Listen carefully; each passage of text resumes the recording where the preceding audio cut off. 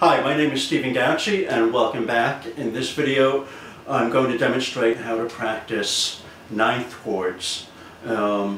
Please check back to the video Introduction to Practicing Chords where I get into a more detailed and lengthy discussion of some of the stuff we're going to be covering here today. Okay, so we're going to start with a C9. Okay, and the ninth chord comprises of the root, okay, which would be a low C, and then you have the third, which is E, and then you have the fifth, which is G, then you have the dominant 7, which is B flat, and then you have the 9, which is D. Okay, now, and so it's essentially a dominant 7th chord with a 9th on top.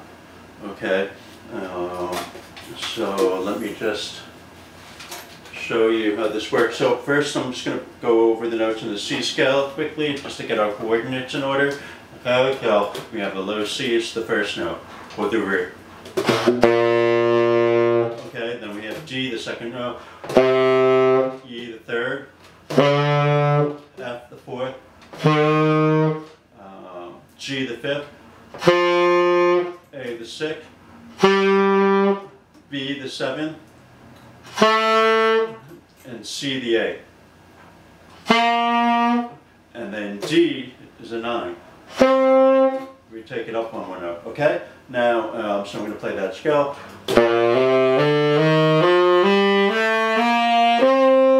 And I ended on the 9. Okay? Now, so for this chord, what we do is we flat the 7th. We have the root, third, fifth, and then the B flat.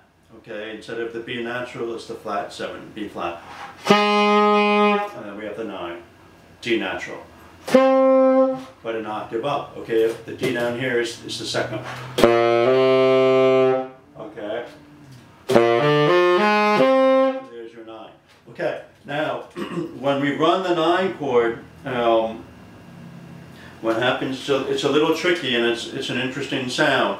Now actually please be sure to go at the end of this video, there's a link to my website, skypelessons.gauchimusic.com, and there's a PDF that goes along with this video. I illustrate in music notation exactly, I illustrate all the 9 chords, okay, and also how to run them. Okay, so here it is. So now we have the we go 1, 3, 5, 7, 9 in the first octave. Right, and then when we go up to the next octave, we go from the 9 on the D, we go right to the third. So essentially, this 9, it's replacing the root in that octave. We're not going to hit the root yet. We only hit the root at the very bottom of the chord. Okay, so if we're on a C9, only the first note, the low C, and the last note, the low C, that's it.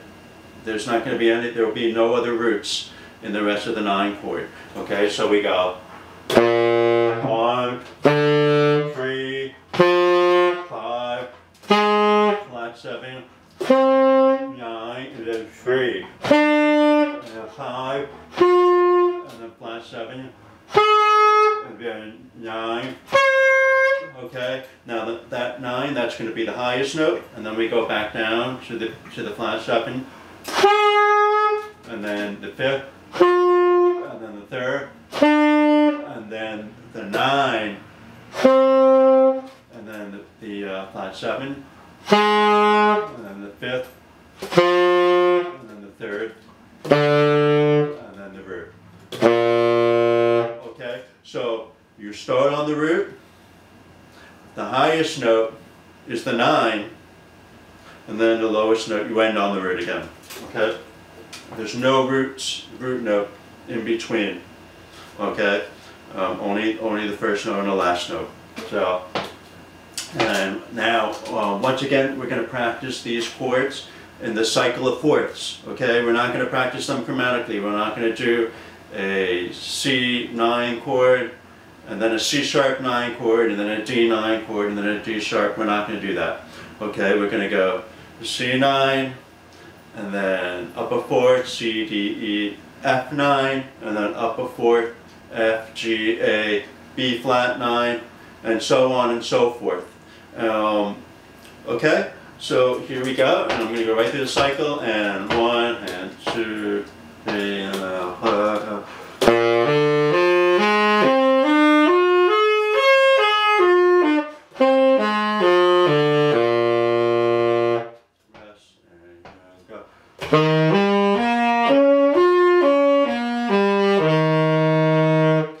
B flat 9.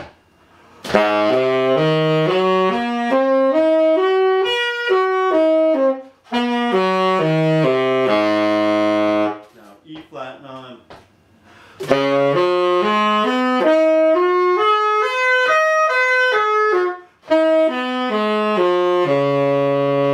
Now A flat 9.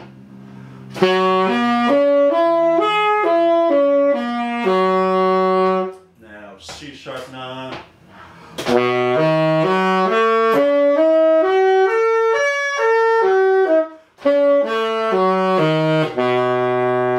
Now F sharp 9.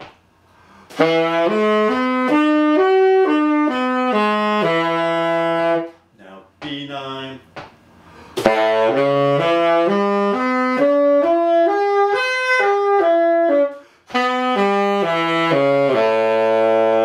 Now E9.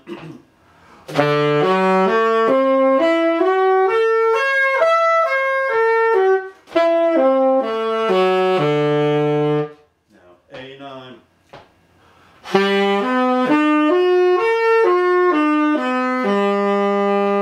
Now D9.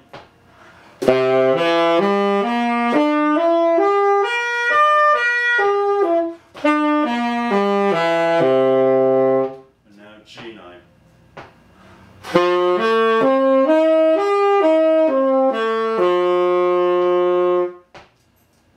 Okay, so we went right through the cycle. That was the G9, and the next chord we'd be right back into the C9, right where we started. Okay, and you know, once again, please practice these until your fingers know them by heart, not your head. Okay, it doesn't matter. It doesn't matter if you know this intellectually. It doesn't matter if you can tell me how to make a 9 chord. Or it doesn't matter if you can sit here and figure it out in, oh, you know, I can figure it out in a few seconds. No,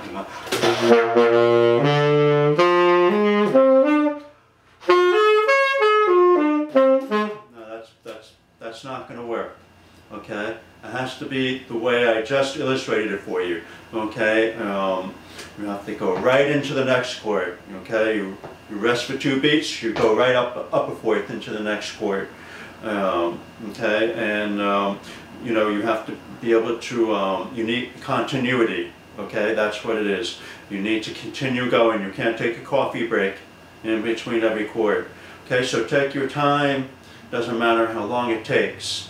Okay, because you're also training your ear to hear in the cycle of fourths, and you're also training your fingers. Your fingers are getting an opportunity to develop a technique. Okay, the technique that you're going to need in order to play melodies through the cycle of fourths, which is going to be 95% of what we do when we improvise. Okay, so please be sure to go to my website, skypelessons.gauchingmusic.com. Just follow the link at the end of this video, and it will take you right there, and download the PDF where I've illustrated what we've talked about in this video. Okay, thanks a lot, and have a great day. Take care.